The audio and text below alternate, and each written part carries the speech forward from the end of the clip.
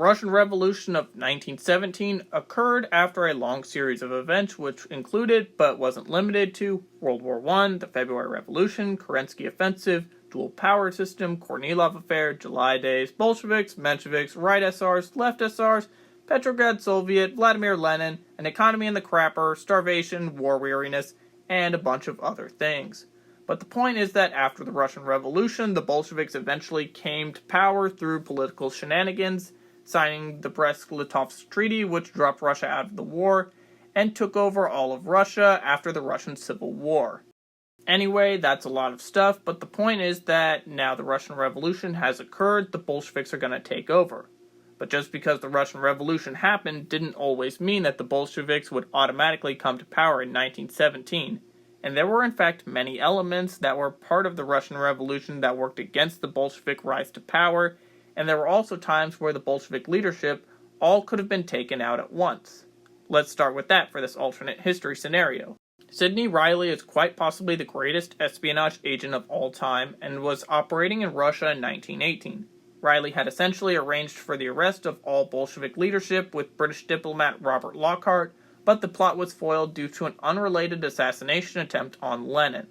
The plot alone, I think, would have caused the demise of Bolshevik leadership in Russia, where they would never be able to recover. Although there were also other times when the Bolsheviks could have been defeated before and after the timing of Riley's plot, I think this is one of the easiest ways to make it happen. But before I explain Riley's plot and why it failed, I gotta talk about the Cheka.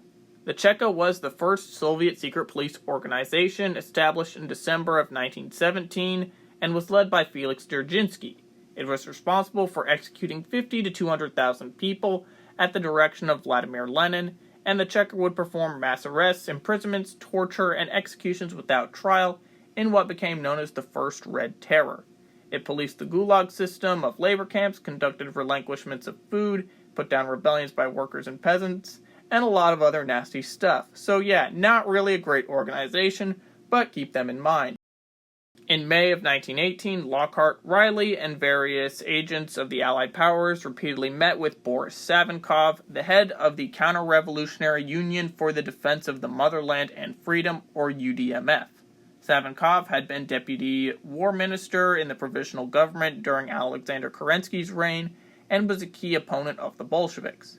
He was a former SR party member, and Savinkov had formed the UDMF, consisting of several thousand Russian fighters, and he was receptive towards Allied offers to depose the Soviet government.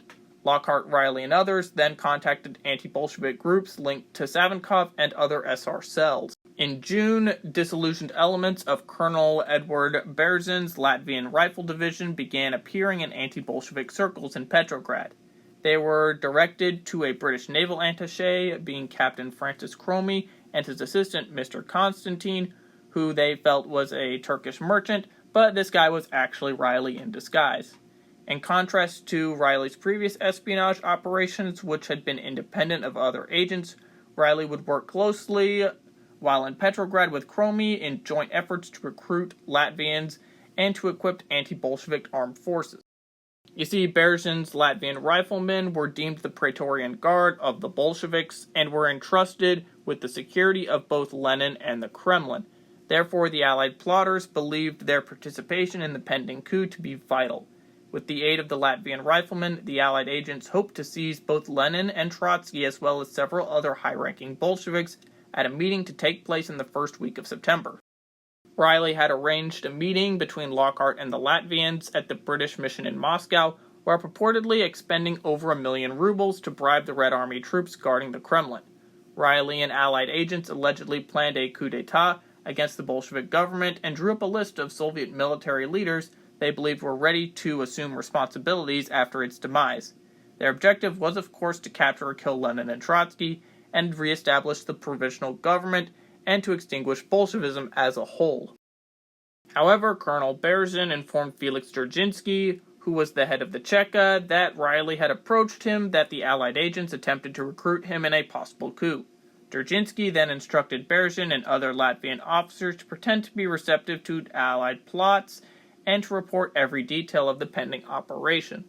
However, it's unknown to what extent the Cheka really knew about the plot, as they would target the foreign plotters only after the start of the Red Terror, and didn't even consider making any moves on them beforehand. On August 30th, Savinkov and Maximilian Filonenko ordered a military cadet named Leonid Kanegisser, who was Filonenko's cousin, to shoot and kill Moisey Oritsky, who was the head of the Petrograd Cheka. Oritsky had been the second most powerful man in the city, after Georgy Zinoniev, who was the leader of the Petrograd Soviet, and his murder was seen as a major blow to both the Cheka and the entire Bolshevik leadership. On the same day, however, an unrelated assassination attempt on Lenin ruined Riley's plans. Vanya Kaplan, who was a former anarchist, was now a member of the Socialist Revolutionary Party, and would shoot and wounded Lenin as he departed the Mikhelson arms factory in Moscow. The attack was widely covered in the Russian press, generated much sympathy for Lenin, and boosted his popularity. As a consequence of this assassination attempt, the meeting between Lenin and Trotsky, where the bribed soldiers would seize them on behalf of the Allies, was postponed. Dzerzhinsky's Cheka used the murder of Uritsky and the failed assassination of Lenin to implicate any foreigners in the grand conspiracy that warranted a full-scale reprisal campaign, being of course the Red Terror. Thousands of political opponents were seized and mass executions took place across the city and country. The extent of the Cheka reprisal would ruin plans to adjust the plot.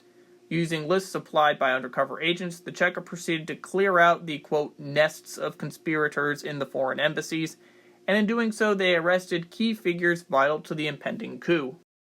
On August 31st, believing that Savinkov and Filonenko were hiding in the British consulate, a Cheka detachment raided the British consulate in Petrograd and killed Kromy, who put up an armed resistance. Immediately before his death, it is possible that Kromy may have been trying to communicate with other conspirators to give them instructions to accelerate their planned coup. However, we'll never know. Lockhart would be deported and Riley remained elusive and escaped Russia for now. Changes to occur in this alternate timeline where the Bolsheviks don't rise to power would of course start with witnessing Riley succeeding with the ambassador's plot, and it would of course see Kaplan not attempting to assassinate Lenin on the same day that Uritsky was assassinated. This would allow for Lenin and Trotsky to have their meeting still take place, and the following decapitation of Bolshevik leadership. Additionally, it might be necessary for Berezin to stay in the dark, but like I said before, it's unknown how much he really knew about the plot, other than the fact that it would happen at some point, and it's really not known how much the Cheka really knew as well. Now that the Bolsheviks are effectively out of leadership in the summer of 1918, does this mean that the provisional government and Tsar are restored? Of course not. Other elements other than Bolsheviks are still prominent. For example, in the 1917 election to the Russian Constituent Assembly, which was held 2 weeks after the Bolsheviks took power, the SRs still proved to be far more popular than the party across the country, as they had 37.6% of the vote, compared to the Bolsheviks having 24%. Basically, the SRs, Mensheviks, and other socialist anti-Bolshevik groups are taken over. Mensheviks, SRs, and other groups now lead the Red Army in the civil war against the White Army. However, the Red forces will see some immediate demoralization. The political ideology changes, and commissars no longer have as much power as they did before. And of course, the Cheka is being told to moderate some of their stances. This would lead to more chaos in the Red Army ranks, and some radical groups may split off from the Red Army in an attempt to maintain Bolshevik ideas. The events of an alternate Russian Civil War are impossible to determine, with a now more disoriented and disorganized Red Army leadership. For example, who is going to lead the Soviet-held territories now that Lenin, Trotsky, and other high-ranking Bolsheviks are gone? Who's going to rise to power now? But the Red Army is still going to be fighting the White Army. However, the changes in leadership and ideologies may mean that the Red Army will lose crucial battles against the White Army, independence movements, nationalists, and foreign militaries. But it's also important to keep in mind that the White Army is essentially a loose coalition of warlords with private armies united against the Red Army, and has a vast varying array of political ideologies depending on who commands what units and where. Assuming the White Army is able to defeat an alternate Red Army, the White Army forces would probably create several warlord states with control over their own territories. Other than Admiral Kolchak in Siberia, there was no real centralized leadership among them. But if the Red Army won the alternate civil war, then a smaller Soviet Union would be established under SR and Menshevik leadership, assuming of course they don't purge each other, of course. But there would likely be some kind of purge so that one party becomes more dominant than the other to determine what ideology is followed. A lot of the early radical Bolshevik policies wouldn't happen, so stuff like the temporary new economic plan would become the new norm, with a hybrid of capitalism and socialism to rebuild the Soviet Union. Although there would still be talks of world revolution and Trotskyist ideas, the country is in no position to be doing anything other than rebuild. More countries are potentially free of communist rule, like Ukraine, the Baltic states, and there are other territories and countries like Poland that have more land, which would change the geopolitical landscape of Eastern Europe in ways that can't accurately be predicted. There would also be a very different interwar period, to say the least, as there would be no USSR openly attempting to spread communism. With that factor alone, communist-type groups in Europe would not be as powerful without Soviet aid, but they would still be alive and active, but a lot smaller. With that, it's possible that the first Red Scare might not happen, but if it did, it would be a lot smaller, and there wouldn't be as much political violence. However, the 1920s would still see wars of independence and other conflicts in Europe, of course. But fascism won't have the same enemy and also will not be seen as an alternative form of government against communism. The Nazis won't have the same appeal, and other similar movements won't be as strong as they were in our timeline, as they can't use the same rhetoric about Bolshevism because, the commies failed. This would definitely cause severe shifts in the rise of Hitler and World War II that can't be accurately predicted. All of that is just one possible scenario about if the Bolsheviks failed to hold on to power in 1918. But what do you think would have happened? Let me know in the comments, and thanks for watching.